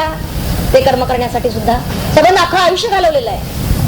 आणि म्हणून या श्लोका मंत्राच्या दृष्टीनं आपल्याला विचार करायचा, इह आणि नरे हे शब्द आपण मागच्या वेळेला उलगडलेले आहेत. इह म्हणजे या मर्त्य लोकात येऊन, या कर्मभूमीत येऊन आपल्याला नेमकं प्रयोजन काय आहे, आणि नरे हा मनुष्य जन्म मिळून हे मनुष्यत्व कशासाठी आहे? इथं आम्हाला कायमची तृप्ती मिळवायची. प्रेमाचं जे आम्हाला स्वातंत्र्य मिळालेलं आहे ते कशासाठी उपयोगात आणायचं आहे. म्हणून ज्ञानेश्वर महाराज म्हणतात, तैसे आवडतेही करणे न निपजे सिनले या वेळे. त्यासाठी सुद्धा आपल्याला शिण आहेच ना, खूप कष्ट घ्यावे लागतात. मग तरी विहित बा कोणे बोले भारी, हे विहितच तुला भारी का वाटावं? कारण विहित जे आहे ते तेवढा मनुष्य बरोबर डावलतो, मला वेळ नाही म्हणून. माझं हे आवडीचं काम करण्यासाठी खूप वेळ आहे, परंतु हे विहित करण्यासाठी मात्र माझ्याजवळ वेळच नाही. 100 वर्ष जगला तरी त्याच्याजवळ वेळ नाही. पण ज्ञानेश्वर महाराज सांगतात, आगा जया जे विहित ते ईश्वराचे मनोगत, तू तुझ्या मनानं ठरवलंस ते काम करण्यासाठी तुला वेळ आहे, पण ईश्वराचे जे मनोगत आहे तुला आधी निर्माण कोणी केला? ईश्वराने. आणि ईश्वराचं मनोगत आहे ते त्यानं तुला धाडतानाच सांगून दिलेलं आहे, ती त्याची आज्ञा आहे. आणि म्हणून ते जर आपण केलं तर तो प्रसन्न नाही का होणार? जया जे विहित ते ईश्वराचे मनोगत म्हणून केली. कशासाठी करायचं? तयाची खूण पाळली म्हणून. त्याच्या आज्ञा आपण पाळलेल्या आहेत कारण तो प्रसन्न व्हावा आपल्यावर. आणि मग तो प्रसन्न होऊन परितोखू पावे म्हणून केली असं जर आपण केलं, त्याचं मनोगत समजून केलं, तर मग परितोखू पावे, तो प्रसन्न होईल आपल्यावर. आणि प्रसन्न झाल्यानंतर तो प्रसाद दिल्याशिवाय राहणार नाही. विहिता क्रिया केली तयाची खूण पाळली, असं स्पष्टपणे त्यांनी सांगितलेलं आहे. का करायचं? वेदांच्याच आज्ञा आम्ही का मानायच्या, असा प्रश्न एक पुढे उभं राहतो. कशासाठी? श्रुतींनी आम्हाला आज्ञा केलेली आहे म्हणून. आमचं काय त्यामध्ये हित आहे?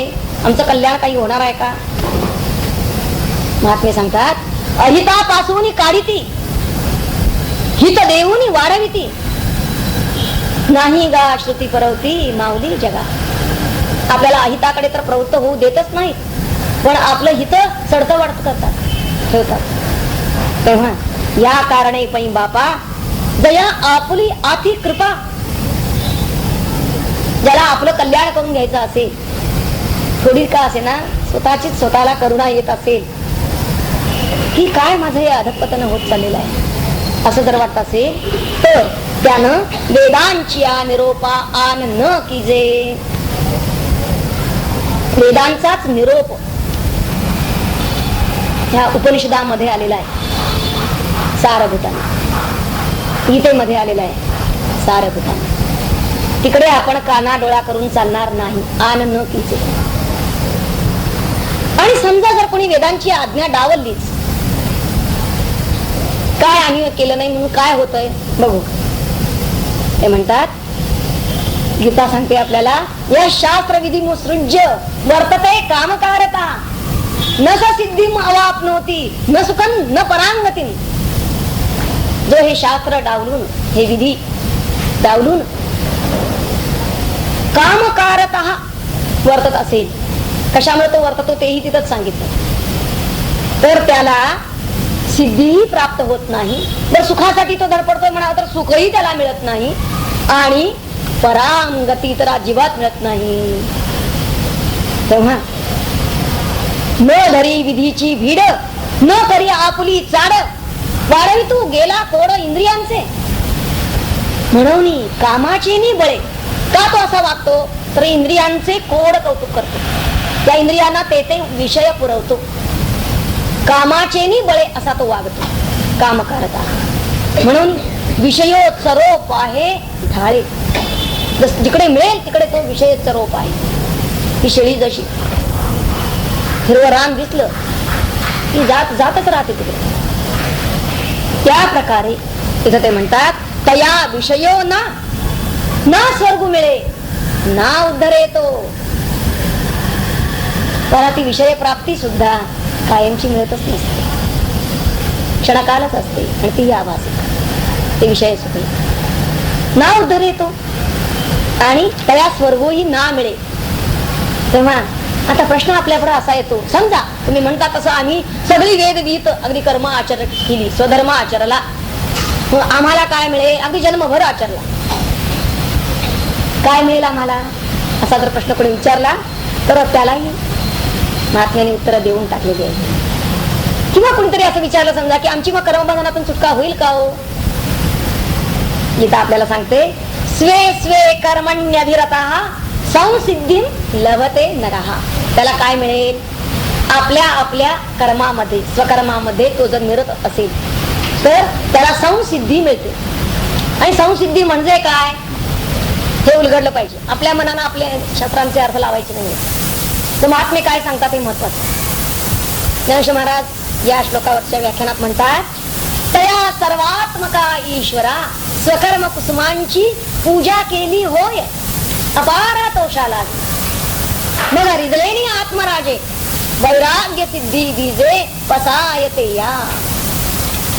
संसिद्धी म्हणजे वैराग्य सिद्धी. तो अनार्थ होतो. हे भोग जरी पुढे उभे ठाकले त्या कर्मातून येणार फल म्हणून तो भोग जरी मिळाले तरी तो अनार्थ होतो.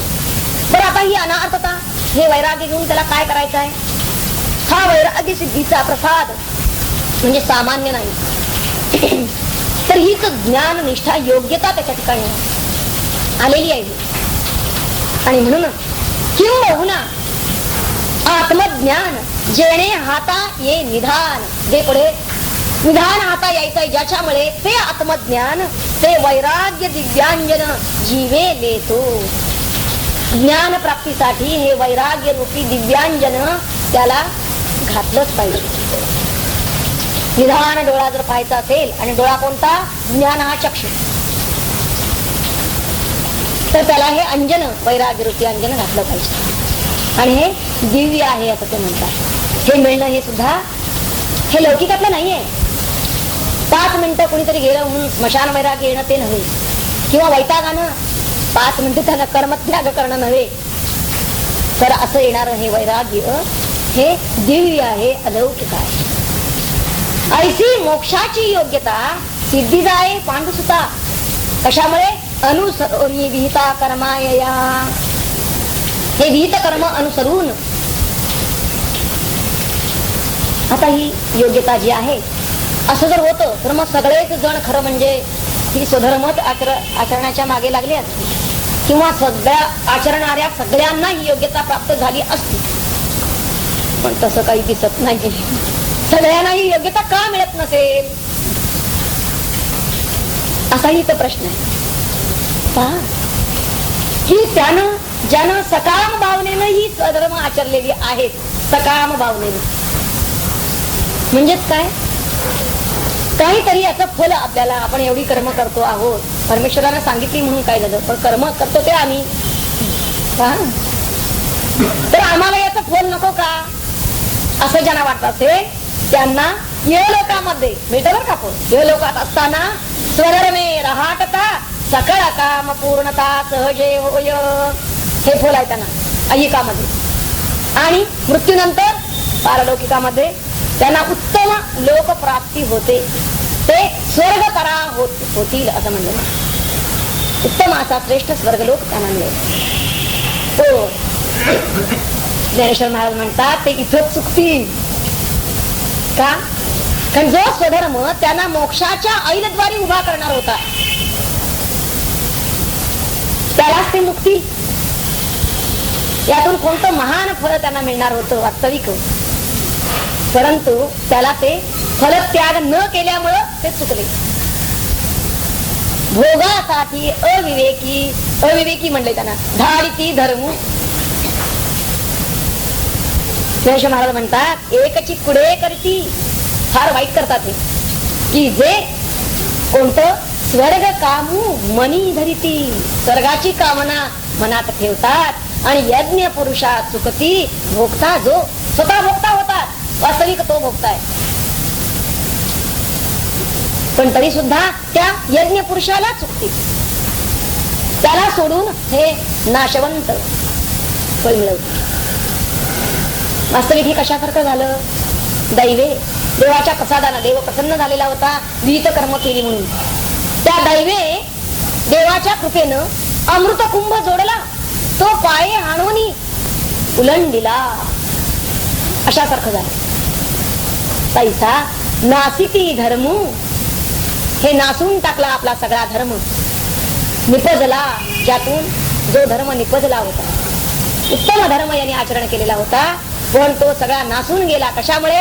हेतुकपणे, हेतू ठेवल्यामुळे. हा हेतुकपणा, दुधामध्ये एक असं बोट थेंबर विरजण लागलं, नासून गेले. इथं ते म्हणतात चित्त शुद्धीसाठी आधी आपण कोणतं कर्म करायचं ते पाहिलं, परंतु आता ते कशा प्रकारे करायचं. कारण हे धर्म आचरून सुद्धा जर तो नाचतो तर तो कशामुळे नाचतो हे आपल्याला पाहायला पाहिजे. आणि म्हणून कर्म आपण आता कशा प्रकारे करायचं हे आपल्याला सविस्तर पाहायचं.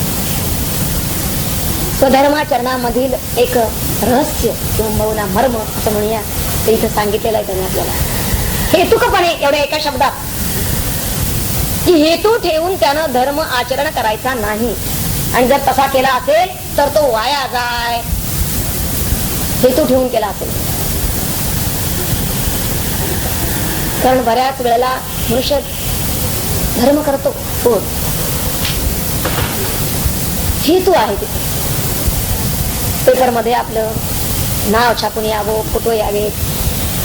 समजा एखाद्या शाळेला देणगी दिलेली आहे लाखांची, तर आम्ही सांगतो की आमचं नाव त्या शाळेला द्या. म्हणजेच काहीतरी लोक वासना किंवा कोणतीही वासना जर असेल तर हा धर्म नासतो. किंबहुना धर्म हा जर वाटेच्या पिंपळावर बांधला तर त्याचं फल नाहीच होत, ते त्याला मिळतच नाही. दिलीप राजाची गोष्ट यावरती फार महत्वाची. दिलीप राजांनी अगदी 100 यज्ञ केले आणि इंद्रपद प्राप्त करून घेतलं, स्वर्गाला गेले. तिथे गेल्याबरोबर इंद्राने त्यांचा सत्कार केलेला आहे या, आणि विचारलं की कोणतं पुण्य अशा अपार पुण्याने आपण हे इंद्रपद मिळवलं, तेव्हा काय पुण्य केलं ते तरी सांगा. यांनी सगळा पुण्याचा पाढा वाचायला सुरू केला. हे केलं ते केलं. आणि जेव्हा यांचं सांगून झालं त्यावेळी ते पुन्हा स्वर्गातून पृथ्वी तलावर आले.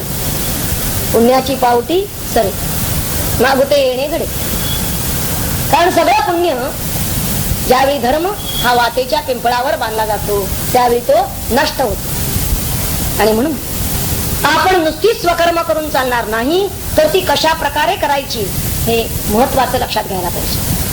कर्माधारे राहतीचे परी कर्मफळ न निरीक्षिते. कर्मफळाचं निरीक्षण करणं, कर्मफळाकडे डोळा ठेवणं, लक्ष तिकडे ठेवू नको. कर्मफळ न निरीक्षिते. गीता सांगते आपल्याला कर्म करण्याचा तुझा अधिकार आहे. कर्मणी एव अधिकार राहते. पण मा फलेषु कदाचन. मा कर्मफल हेतुर्भू मा ते संगोत्स्व अकर्मणी. याचा अर्थ काय? कर्मफळी आस न करावी, कुकर्मी संगती न व्हावी, हे सत्क्रियाची आचरावी हेतू विण. आणि हे मार्गदर्शन आपल्याला अत्यंत हिताचं आहे. म्हणजे गीतेमध्ये तर या फलहेतू असणारे जे असतात त्यांना गीतेनं कृपण म्हणले. कृपण हा फलहेतवा. पण समजा आपण इतके कृपण नाही की आपण काही हेतू ठेवून किंवा फलाशा ठेवून कर्म करत नाही. काही काही वेळेला आमची कर्म ही लोकोपकारासाठी आहे, लोकांचं भलं व्हावं म्हणून अशी आपण निष्कामपणे कर्म केलेली आहेत असं समजू. पण त्याचं फल आम्हाला नको आहे हे बरोबर आहे. परंतु ज्ञानेश्वर महाराज म्हणतात कर्तेपणाचे न टके फुंजणे अंगी. पण तिथे सुद्धा आम्ही समजा काही लोकोपकारार्थ काम आहेत, ही विहीर, हा तलाव, तेव्हा ही विहीर मी बांधली म्हणून सांगतो. हे मंदिर कोणी आलं रे आलं मंदिरात की हे मंदिर किंवा याला फरशी आम्हीच घातली म्हणून सांगतो. किंवा आश्रम एखादा असला तर आश्रमात जे जे येतील त्यांना सांगतो आपण या आश्रमाचे संस्थापक आम्हीच आहोत. एखादी शाळा काढली तर त्या शाळेचं सुद्धा म्हणजे तिथं सांगायचंय काय तर प्रत्येक ठिकाणी आपला कर्तृत्व अहंकार हा दिसून येतो. फलापेक्षा जरी नसली तरी सुद्धा कर्तृत्व अहंकार असल्यामुळे त्याला ते कर्म बंधनकारक होत. दुसऱ्यासाठी म्हणून केलेलं आहे, स्वतःसाठी नाही, पण तरी सुद्धा ते बंधनाला कारण होत. बंधनकारक घटक कर्मातले दोनच आहे, कर्तृत्वाचा मद आणि कर्मफळाचा आस्वाद. याची नाव बंध कर्माचा, कर्तृत्वाचा मद आणि कर्मफळाचा आस्वाद. तेव्हा आपण काय करावं? गीता म्हणते एतान्यपि तु कर्माणि संगं त्यक्त्वा फलानि च. संगं त्यक्त्वा, संग म्हणजेच देहाभिमान अहंकार, हा देहोहम आणि फलानि च दोन्ही टाकायला पाहिजे त्यांना. अहंकार आणि फलाशा. मग कर्तव्यानी ती निपात, कर्तव्य त्याला ती करणीय आहेत. हे माझं निश्चित आणि उत्तम असं मत आहे असं 18व्या अध्यायात भगवान स्वतः सांगतात की फळी लागू आणि देही संगू त्यजवनी कर्मे करावी किंवा सांडवनी कर्मे करावी, हा सांग निरोप माझा. हे उत्तम असं भगवंतांचं मत आहे. तेव्हा कर्मामधील दोन दोष नष्ट करायला पाहिजे, कर्तृत्वाहम आणि फलाशा. आता हे नष्ट करण्याचं सामर्थ्य आहे कुणात हे आम्हाला पाहायला पाहिजे. कशामुळे जातील हे? कोणतंही कर्म झालं तरी आपण पाहिलेलं आहे की ते दोष त्यात असतो, दोषास्पदच असतो. आणि निर्दोष काय आहे? फक्त ब्रह्म. निर्दोषम ही समम ब्रह्म. ब्रह्मच एक निर्दोष आहे. आणि म्हणून आपण कर्म आपली ब्रह्मण्याधाय कर्माणी. जर आपलं कर्म त्यामध्ये जर सदोषता येते तर आपण ते निर्दोष करण्यासाठी ब्रह्मणी आधाय. कारण का? कारण कोणतीही विरोधी गोष्टच दुसरीचा नाश करते. दिवा लावला लगेच अंधकार नष्ट होतो.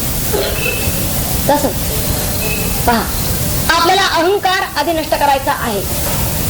दोन गोष्टी नष्ट करायच्या, अहंकार आणखी ही फलाशा, आशा किंवा कामना. तर अहंकार नष्ट करायचा असेल तर अहंकाराचं मूळ कशात आहे ते पाहायला पाहिजे. अहंकाराचं मूळ आहे अज्ञानात. अज्ञानजन्य आहे अहंकार. म्हणून अज्ञान नष्ट करायला पाहिजे.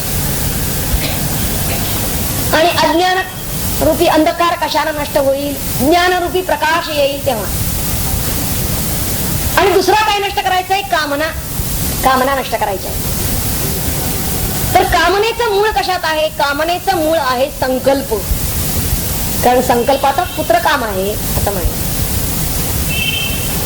तेव्हा संकल्प नष्ट व्हायला पाहिजे. म्हणजे या दोहोंनाही जर त्यांच्या विरोधी गोष्टी पुढे जर आपण आणू, त्यांच्याशी जर लावू तर निश्चितपणे म्हणजे अज्ञान त्याला ज्ञानस्वरूप, अशा परमात्मा हा ज्ञानस्वरूप आहे, ब्रह्म हे ज्ञानस्वरूप आहे आणि ते निसंकल्प आहे.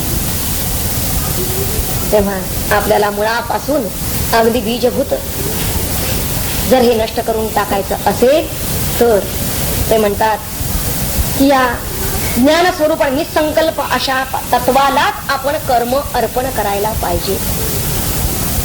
तत्कुरुष्व मदर्पणम असं भगवंताने सांगितलं. आणि म्हणून आपण आपल्या संपूर्ण क्रियांचा मोहरा, संपूर्ण क्रिया म्हणजे कोणत्या?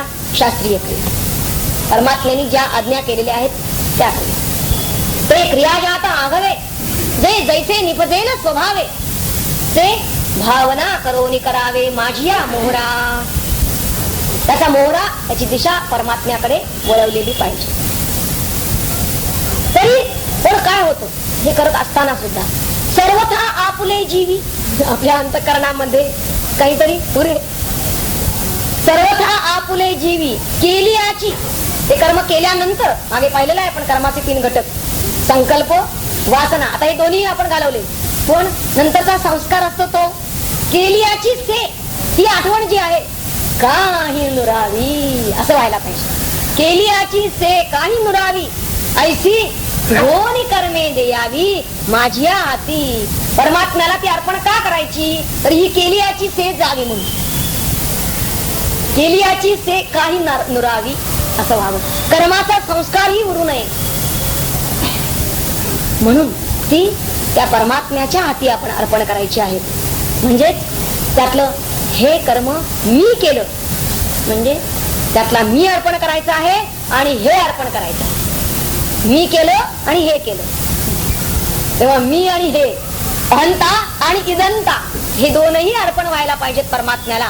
काय अर्पण करायचं आहे ते पहा, अहंता आणि इदंता.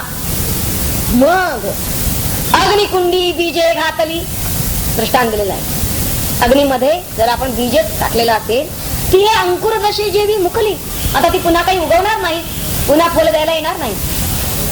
देवी न फलतीची मज अर्पिली शुभाशुभे, कोणतीही कर्म असो शुभाशुभ ती मला अर्पण झाली की न फलतीची. मग ऐसिया परी पाही, हीच एक परी म्हणजे रीत आहे, पद्धत आहे. कशाची? की संन्यसुनी नाही करीती कर्मे ऐसिया परी पाही. अर्जुना माझ्या ठाई संन्यसुनी, माझ्या ठिकाणी त्यानं ती संन्यास, न्यासो नाम भगवती अर्पणम, भगवंताच्या चरणी अर्पण करणं, ती भगवंताला अर्पण करणं.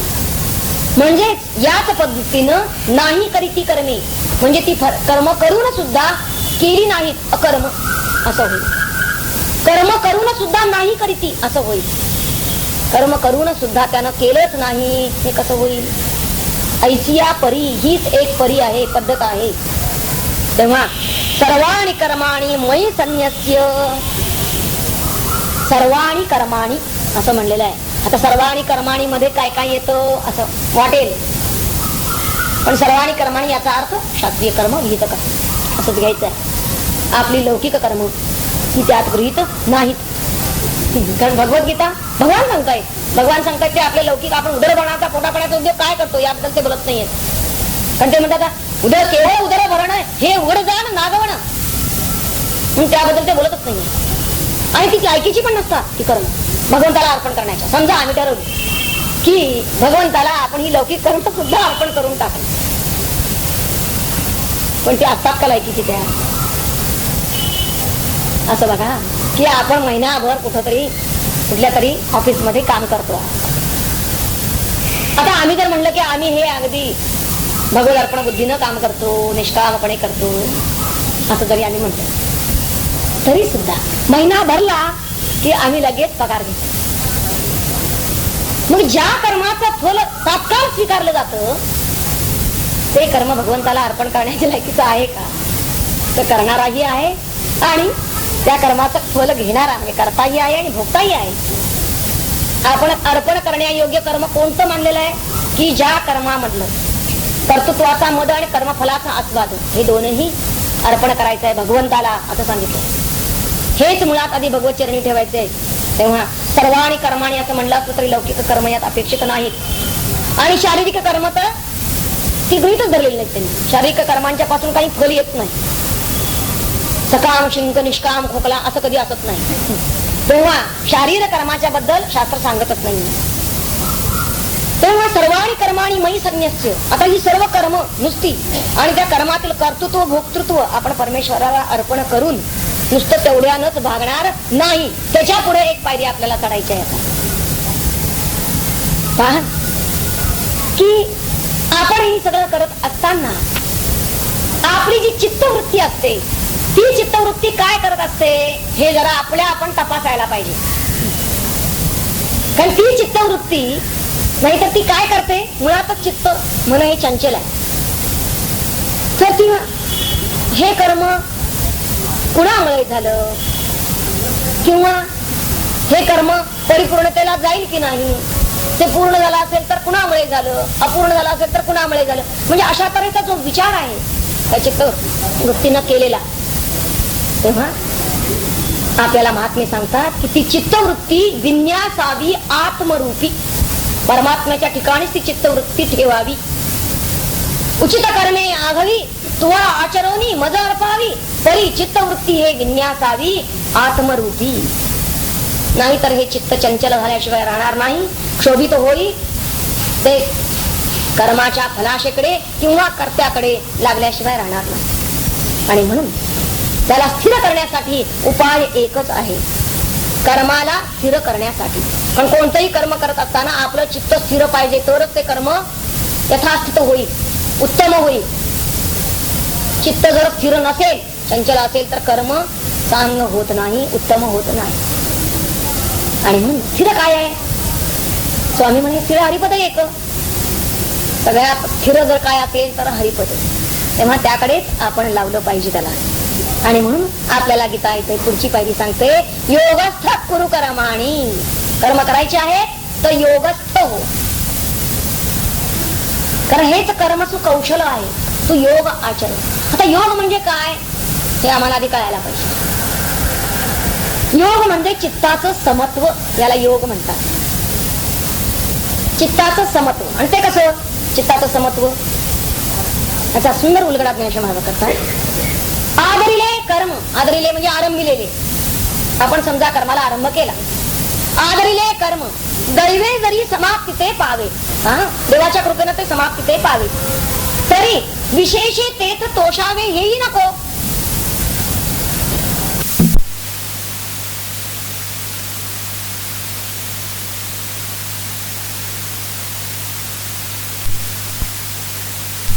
ते कोणे एके ते सिद्धी न वचता ठाके, तरी तेथीचेनी अपरितोखे शोभावे ना. समजा एखादा आरंभलेलं कर्म पूर्ण झालं तर त्याबद्दल हे मी पूर्ण केलं असंही आपल्याला आनंद त्याचा होता कामा नये, हर्ष. आणि समजा ते अपूर्ण राहिलं ठाके काहीतरी कारणानं, तरी त्याबद्दल खंतही त्याला वाटता कामा नये. मग तो काय करतो, दुसऱ्यावरती ठोपट होतो, याच्यामुळे ते अपूर्ण राहिले. तेव्हा योगचं कौशल्य कोणतं आहे की त्याला योगयुक्त व्हावं. म्हणजे कर्म भगवंताला अर्पण होऊ लागली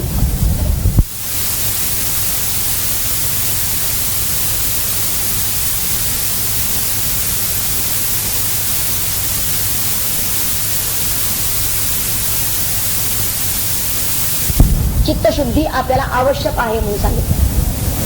इतकंच काय, आपली बुद्धी सुद्धा शुद्ध होणं भाग आहे. कारण बुद्धीच त्या कर्माला स्थिरता देते, निश्चयात्मिका बुद्धी. आणि ही बुद्धी आपली मोह कलिलम व्यतिकरिष्यती व्हायची आहे. कारण ज्या ज्या मोह घालणाऱ्या गोष्टी आहेत त्यातून तिनं तडीपार व्हायचं. आणि म्हणून राग द्वेष वियुक्त असं जर आपल्याला व्हायचं असेल, आपली मनबुद्धी अशी जर व्हायची असेल, तर त्यासाठी त्याला ती भगवंताला अर्पण करायला पाहिजे.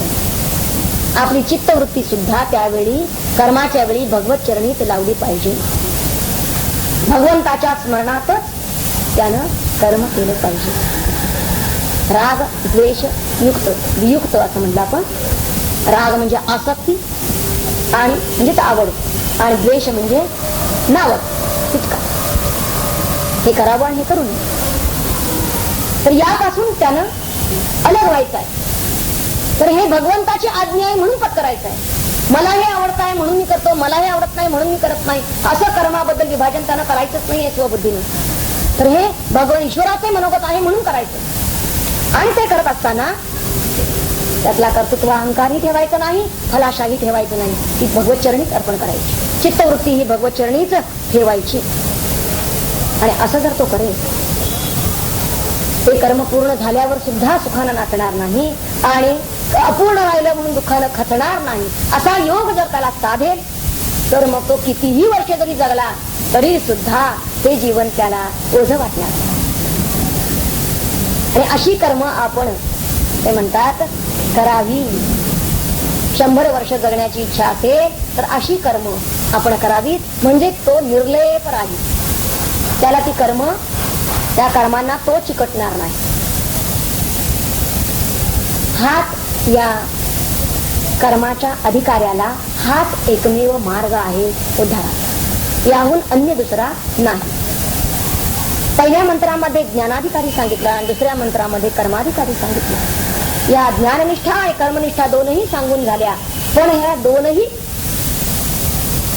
मार्ग, प्रवृत्ती मार्ग आणि निवृत्ती मार्ग, ही दोन्ही ओझी ज्याला पेरत नसतील, ज्याच्या बुद्धीत दोन्ही जमत नाही असं जो म्हणत असेल, त्याचं काय होईल असं जर विचारलं तर मग ते तिसरा मंत्राकडे वळतात. त्याचं काय होईल ते आपण पुढच्या वेळी पाहणार.